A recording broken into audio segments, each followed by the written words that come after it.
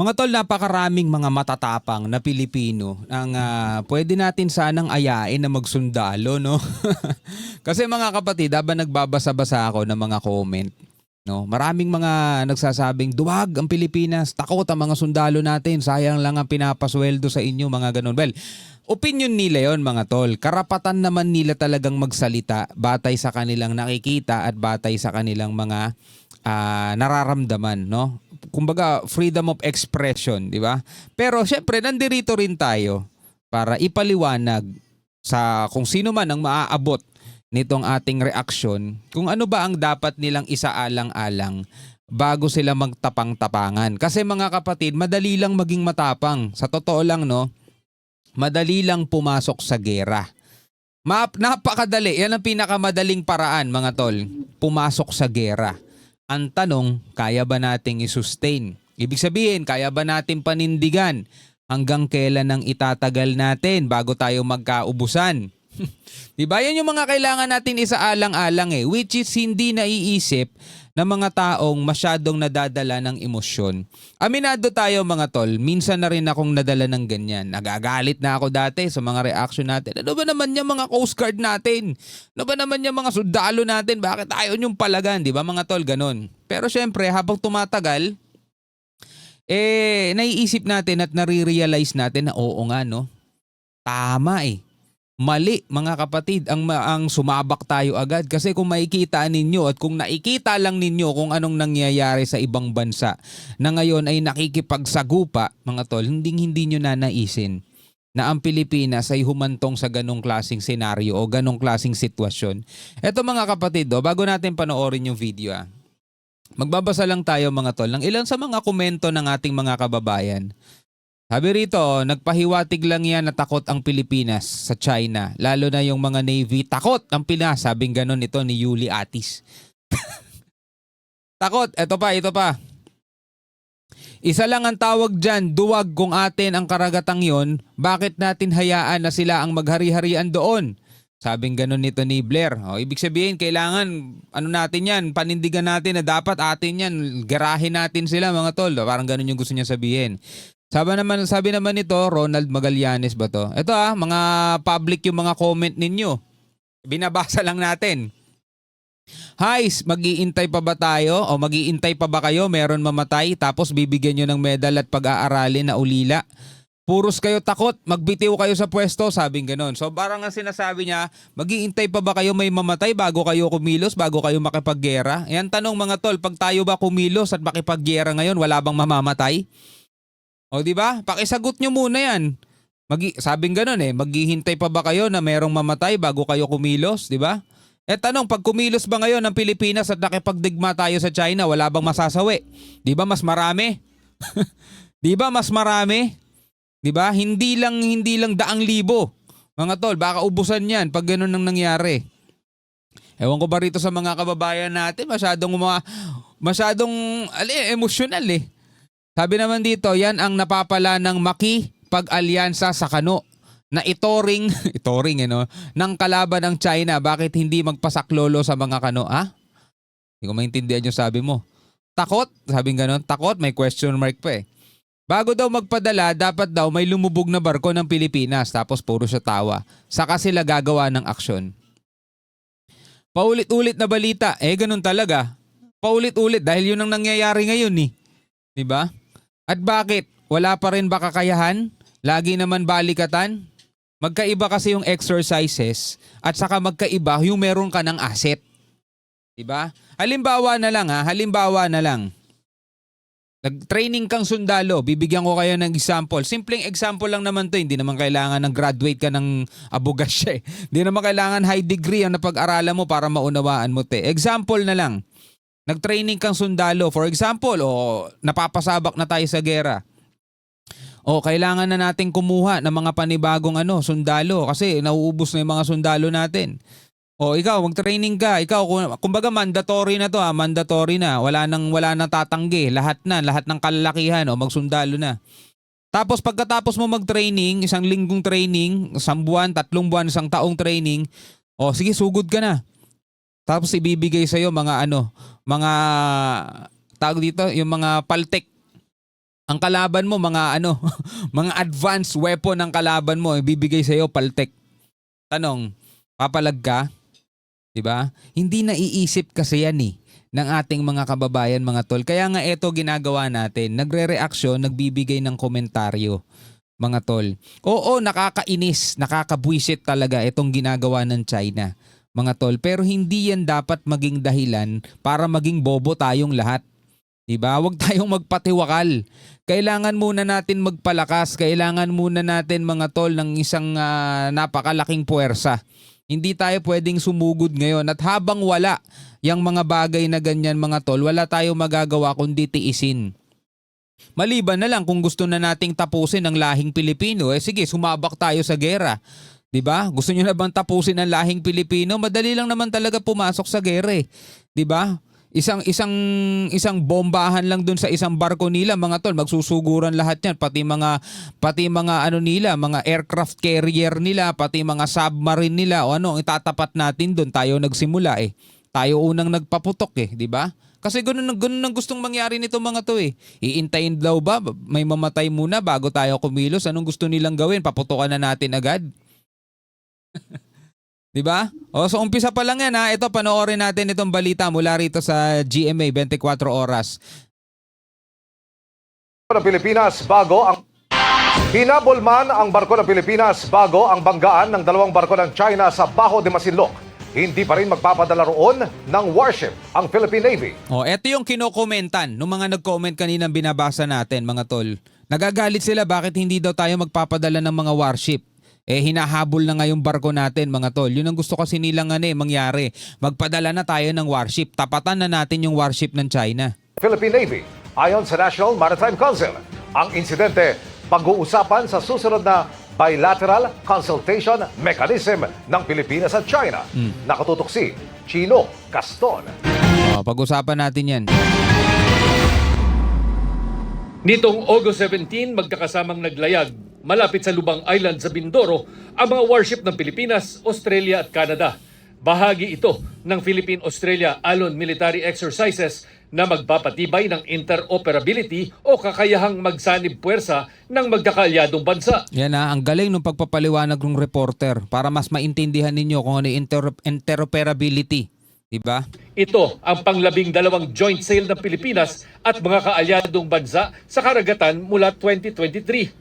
Naniniwala ang Philippine Navy na mabisang pangkontra sa panggigipit ng China ang mga joint sale sa karagatan. The presence of foreign warships and aircraft, foreign forces a change or results to a slight change in their actions. Kasi tuwing nagkakaroon tayo ng mga ganitong pagsasanay o kaya ganitong mga joint maritime activity, hindi lumalapit ang mga barko ng China. We notice that there are no coercive and aggressive actions each time there are foreign warships in our maritime domain. Nangyari ang joint sale isang linggo matapos ang banggaan ng Chinese warship at Coast Guard vessel habang hinahabol ang BRP Suluan sa Baho de Masinloc. Ayon sa Department of Foreign Affairs, kasama ang pinakahuling insidente sa Baho de Masinloc sa mga tatalakayin ng Pilipinas at China sa darating na bilateral consultation mechanism kung saan host ang bansa sa taong ito. So magkakaroon tayo ng pag-uusap. Bilateral meaning sa pagitan lang yan ng China at saka ng Pilipinas. Pag-uusapan natin. Alam nyo, ako naniniwala kahit mismo ang China, gusto nilang mapag-usapan to para hindi na lumala. Mga tol. Sa totoo lang Pero talagang sila, maangas talaga sila at igigi talaga nila yung kanilang pinaniniwalaan. The issues on the bilateral is always discussing everything on the South China Sea. And this is the mechanism that really works because we are the channel of communication. Dagdag naman ng Philippine Navy, patuloy itong magpapatrolya sa buong EEZ ng bansa, pati na ang Baho de Masinloc. But again, mga kapatid, ako naniniwala na hindi na talaga umuubra sa China ang pakikipag-dialogue. Kailangan talaga natin ng puwersa. Kailangan talaga natin magpalakas. Kailangan natin ng malaking salapi, mga tol. Ang isang problema ng Pilipinas, mga tol, korupsyon. Hindi na talaga natin maaalis ata yan no? Yan ang talagang pumapatay sa atin lahat korupsyon. Pero nang tanungin kung panahon na nga bang makialam ang Philippine Navy sa panggigipit ng China, The premise itself is speculative in nature. The posturing of the armed forces is based on contingency plans. So, in between that, the details of that, we leave it up to the unified commander. But your AFP will always be there to render assistance when needed, if needed. Ang isang security analyst nag-aalala sa posibleng ganti ng China. They have to show that you cannot just get away, causing China to lose face. There will be consequences. Yung nakitang Chinese Coast Guard vessel doon sa mouth ng Manila Bay. I heard the Chinese Coast Guard is planning to conduct yung patrol just within our 12 nautical miles territorial waters. Oh, I heard the Chinese Coast Guard is planning to conduct patrol just within our 12 nautical miles territorial waters. Yan yung teritorya natin teritoryo. 12 nautical miles. May lumalabas ngayon na in order yata yung Chinese Coast Guard to see to it that they will ensure that our Coast Guard could never leave the 12 nautical territorial waters. Yan ang mahirap mga tol. Kapag binantayan na nila at hindi na tayo makakaalis doon sa 12 nautical miles territorial water natin, ibig sabihin mga tol, gagawin nila, haharangin na tayo para hindi na tayo makaalis doon sa 12 nautical miles territorial waters natin. Kasi hindi sila pwedeng pumasok doon Kapag pumasok sila doon, mga tol, pwede talaga sila makatanggap ng consequences. So hindi sila pumapasok doon. Teritoryo na ng Pilipinas yun Pero doon, sa 200 nautical miles natin mga kapatid, lumalapit sila doon. Minsan umaabot pa sila ng 30 nautical miles hanggang 20 nautical miles, 24. So ang gusto ata nilang mangyari, sabi nito ni Professor Renato De Castro, hindi na tayo makaalis pa doon sa 12 nautical miles. Hanggang doon na lang tayo. Hindi naman pwede yun. Kahapon, sinabi ng National Maritime Council na hindi ipadadala ang mga warship ng Philippine Navy para samahan ng mga PCG at BFAR missions sa Baho de Masinloc. Napakaliwanag ng direktibo nating Pangulo. Hindi tayo magpo-provoke kasi we do not know what will happen if two Navy vessels are there. Kasi doon pwede mangyari miscalculation, misjudgment. Hindi naman nasasabi dahil hindi tayo na-deploy doon na naduduwag tayo, hindi. We are just being prudent, we're just being practical. And we do not want this a situation to escalate, and if ever it escalates, it is not to the best interest of our country. Hindi nagpapatinag ang Pero mo, yung napakatapang nga nating presidente, 'di ba? Nakinatakutan ng mga adik sa Pilipinas Hindi nakipaggera sa China 'Di ba? Kasi alam niya rin mga tol kung anong pwedeng sapitin ng Pilipinas, alam niya kung ano yung kakayanan natin. Diba? Ngayon pa kaya, PBBM, buti nga si PBBM, may pinaglalaban yung ating soberanya Pero hindi nangangahulugan na makikipaggera na tayo agad sa kanila. Dalawang presidente na yan mga tol na nasaksihan natin Duterte, may kamay na bakal, matapang. Diba? Gusto pa nga daw mag-jet ski dati pero hindi naman pala totoo. Diba? Pero hindi niya ginawa na tayo'y mapasabak sa gera. Sabi hindi ko na naisin mamatay ang mga sundalo ko, sabing gano'n ni Duterte dati, di ba? O ngayon, malamang gano'n at gano'n din mga kapatid ang nasa isip ni PBBM. Kasi ulitin ko tandaan ninyo mga tol, hindi man gera, napakadaling pumasok sa away, napakadaling pumasok sa gulo. Isa sa pinakamadaling magagawa mo sa buhay mo, pumasok sa gulo. Bigyan kita example, lumabas ka ng kalye, bigla ka manuntok, may kaaway ka na. Ang tanong, kaya mo bang panindigan? Di ba? Kaya mo bang i-sustain? Di ba? Ganon din yan mga kapatid. Gera tong pinag-uusapan natin, hindi to away kalye lang na pagkatapos pwede kayo magkaareglo sa barangay. Hindi ganon yan. Philippine Coast Guard at patuloy na maglalayag papuntang Baho de Masinloc para magpatrolya at bantayan ang mga mangingisda. Handa rin daw ang buong gobyerno sakaling maulit muli ang panggigipit at panghaharang ng China doon. Para sa GMA... No, 'di ba? Halimbawa na lang mga tol, merong isang tao na umaangkin ng bakuran mo, 'di ba? Siyempre ipaglalaban mo, bakuran mo 'yun Ikaw ang merong titulo, ikaw ang merong title at saka karapatan, batay na rin sa batas. Pero mga kapatid, hanggat maaari, ang iniiwasan mo dyan is umabot kayo sa pisikalan. Diba? Yun ang pinakadapat mong iwasan. Huwag kayong aabot sa pisikalan.